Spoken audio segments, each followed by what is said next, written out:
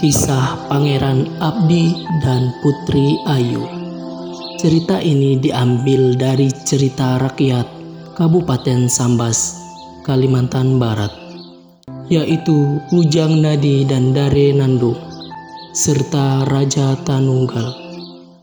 Namun dalam cerpen ini hanyalah karya fiktif imajinasi penulis. Mungkin ada beberapa peristiwa dan nama penokohan yang berbeda dari cerita aslinya di masyarakat.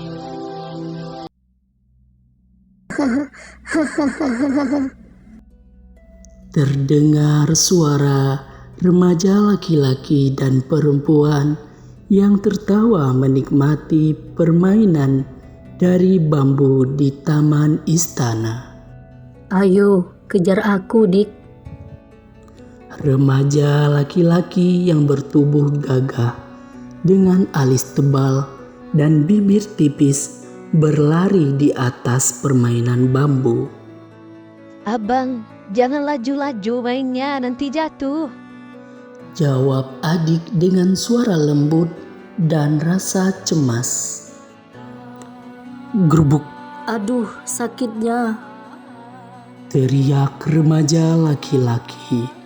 Permainan bambu yang ia naiki patah, membuat remaja laki-laki itu terjatuh, sehingga lututnya mengalirkan darah merah. Nah, sudah adik ingatkan, mainnya jangan laju-laju. Sambil menghampiri abangnya dan mengusap luka di lututnya. Iya, abang minta maaf. Lain kali tidak terulang lagi. Sambil mengusap rambut adiknya yang terurai panjang, keduanya saling menatap tersenyum. Kemudian datang seorang laki-laki, yaitu juru masak istana, menghampiri mereka. "Kalian kenapa?" tanya si juru masak. Abang terjatuh ketika bermain dan lututnya luka. Jawab adik perempuan.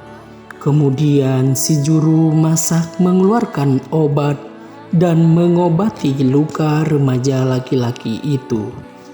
Kemudian remaja itu sangatlah dekat dengan si juru masak istana. Mereka seakan menganggapnya seperti saudara sendiri dan menjadi teman curhat kedua remaja tersebut. Namun, suara menggelegar seakan bumi ikut bergetar, mengejutkan ketiganya. Gesekan daun kelapa dan daun mangga berjatuhan, menambah keheningan. Mereka menoleh ke arah suara tersebut, kemudian menundukkan kepala. Berdirilah sesosok laki-laki berotot dengan wajah yang dihiasi kumis tebal dan gigi taringnya menatap kedua remaja tersebut dengan mata membuka lebar. Apa yang terjadi? Dengan suara yang lantang, kedua remaja tersebut hanya menundukkan kepala. Namun si juru masak menjawab, Pangeran terluka, Baginda. Cepat masuk ke dalam istana. teriak laki-laki bermuka sangar tersebut. Kemudian si juru masak meminta kedua remaja untuk berlari sekuat tenaga memasuki ruang istana. Remaja laki-laki tersebut adalah Pangeran Abdi.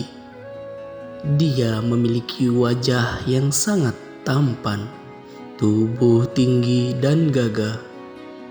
Namun kegagahannya berbanding terbalik dengan sifatnya yang pemalu, tetapi ramah kepada siapapun. Pangeran Abdi memiliki adik perempuan yang memiliki wajah sehalus tisu. Rambut terurai hitam lebat, wajahnya cantik dan memancarkan cahaya bak bulan purnama. Dia adalah Putri Ayu. Sesuai dengan namanya, Ayu yang melambangkan arti kecantikan. Keduanya merupakan saudara kembar. Pangeran Abdi dan Putri Ayu sangatlah dekat seperti saudara kembar lainnya. Mereka berdua sering menghabiskan waktu dan bermain bersama. Pangeran Abdi dan Putri Ayu adalah anak dari Raja Kerajaan Palai yang terletak di sebelah Danau Biru dan Bukit Senuju. Raja Kerajaan Palai dikenal sebagai sosok yang bengis dan kejam, sehingga seluruh pelayan istana dan rakyat sangat menakutinya. Tidak ada seorang pun yang bisa menandingi kekuatannya. Dia adalah Raja Aur. Raja Aur ditemukan oleh Raja Palai terdahulu di dalam sebuah batang bambu yang besar di pedalaman hutan Bukit Senuju ketika rombongannya sedang berburu. Namun ada yang aneh dari bayi yang mereka temukan. Bayi tersebut memiliki 2 taring, namun rombongan tidak menghiraukannya. Kemudian mereka membawa bayi tersebut ke istana, dan raja terdahulu menjadikannya sebagai anak angkat. Bayi tersebut diberi nama Aur, yang artinya menurut bahasa setempat yaitu batang bambu. Setelah Raja Palai terdahulu meninggal, diangkatlah Pangeran Aur menjadi raja. Kemudian Raja Aur menikah dengan Ratu Zulia. Namun Ratu Zulia meninggal dunia ketika melahirkan Pangeran Abdi dan Putri Ayu. Raja Aur tidak memperbolehkan kedua anaknya untuk bermain dengan rakyat biasa, karena tidak layak untuk berteman dengan keluarga raja, sehingga membuat Pangeran Abdi dan Putri Ayu sering bermain bersama. Pangeran Abdi berlari mengelilingi taman dengan membawa sesuatu di tangannya, memacu kakinya agar bisa mendapatkan benda yang ingin dia tangkap. Ketika lengah, Pangeran Abdi bersembunyi di balik kursi taman dan mengendap-endap agar targetnya tidak kabur. Perlahan-lahan ia mendekatinya dan akhirnya, Akhirnya kamu bisa ditangkap. teriak Pangeran Abdi dengan senang.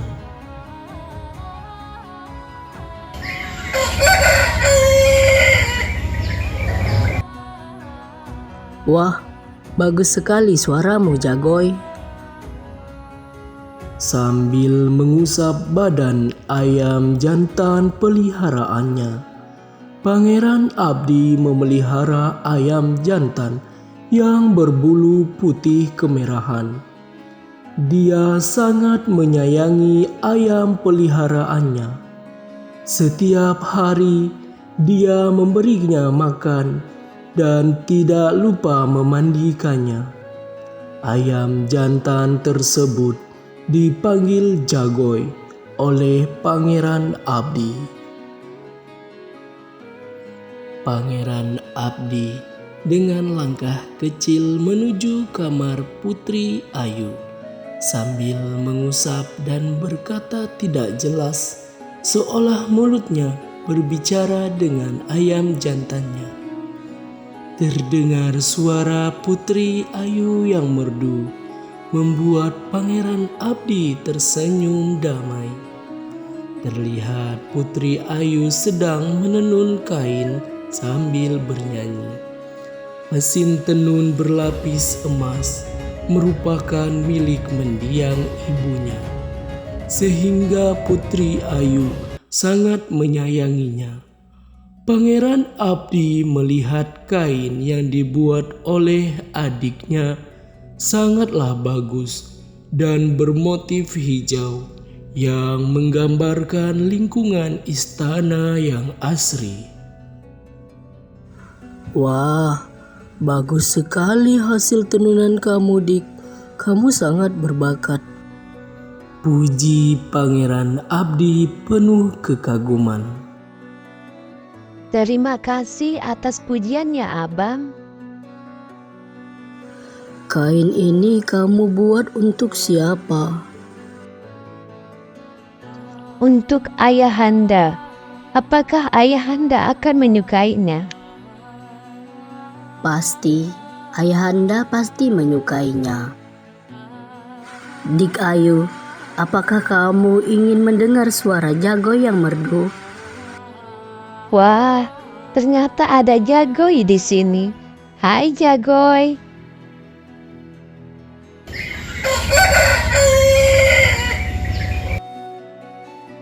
Suara Jagoy terdengar ke seluruh penjuru istana, yang membuat Raja Aur dan penasehat kerajaan mencari suara tersebut dan kemudian menuju kamar Putri Ayu. Pangeran Abdi dan Putri Ayu menyambut kedatangan ayahandanya dengan penuh ketakutan. Suara apakah tadi sampai terdengar ke seluruh istana? Maaf Ayahanda, itu suara Jagoy, ayam peliharaanku. Penasehat, ambil ayam itu dari pangeran. Kemudian penasehat kepercayaan ayahnya merampas ayam kesayangan dari tangan pangeran. Sontak membuat Pangeran Abdi memberontak karena ayam kesayangannya diambil. Jangan ambil Jagoy. Pangeran Abdi menangisi Jagoy. Kemudian Pangeran Abdi tidak bisa menandinginya, sehingga penasehat berhasil mengambil dari tangan Pangeran Abdi. Penasehat, cepat kurung ayam itu di belakang istana. Baik, Baginda. Kemudian penasehat membawa Jagoy ke belakang istana. Pangeran Abdi pasrah dan hanya menangisi ayamnya. Putri Ayu memberikan kain hasil tenunannya kepada Raja Aur. Dia berharap ayahandanya bisa suka dan membuat suasana menjadi senang. Ayahanda, Putri Ayu membuat kain untuk Ayahanda. Menyerahkan kain hasil tenunannya kepada Raja Aur sambil tersenyum. Kemudian Raja Aur mengambilnya dari tangan Putri Ayu. Kain apa ini? Jadi, kerjaan kalian hanya bermain dengan ayam dan mesin tenun saja. Ayahanda sudah bilang agar kalian berlatih bela diri menggunakan pedang, agar nantinya kalian bisa menjadi penerus ayahanda memimpin kerajaan Palai. memarahi Pangeran Abdi dan Putri Ayu sambil melempar kain ke lantai dan meninggalkan keduanya. Putri Ayu tidak menduga bahwa ayahandanya tidak menyukai kain hasil buatan tangannya sendiri. Hati Putri Ayu sangatlah remuk dan sakit. Mereka hanya bisa menangis dan saling menguatkan. Dari kejauhan, juru masak istana melihat Pangeran Api dan Putri Ayu menangis, mendekatinya sambil membawa nasi goreng. Sudahlah, jangan bersedih. Mungkin maksud Baginda Raja baik untuk masa depan pangeran dan putri. Ini saya bawakan nasi goreng kesukaan kalian. Sambil menasehati dan berusaha menenangkan Pangeran Abdi dan Putri Ayu, kedua saudara kembar tersebut menikmati masakan dari juru masak istana dan meluapkan segala isi hatinya kepada si juru masak dengan bercerita. Tidak terasa, suara jangkrik mulai terdengar dan rembulan menerangi istana kerajaan Palai. Riuh picuh menghiasi dapur istana. Aroma lezat dan harum menyebar kemana-mana. Sekelompok orang mengerjakan sesuatu secara bersama.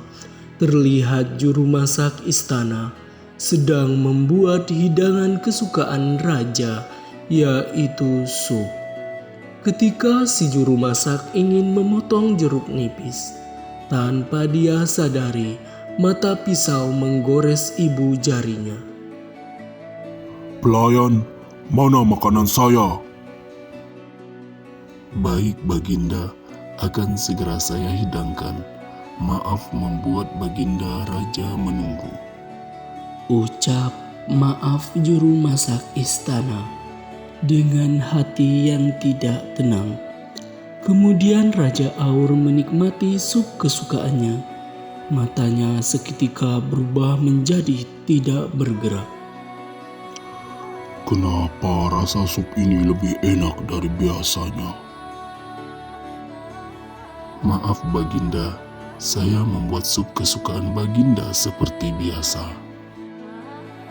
Ini beda. Sup ini lebih nikmat dan aromanya enak.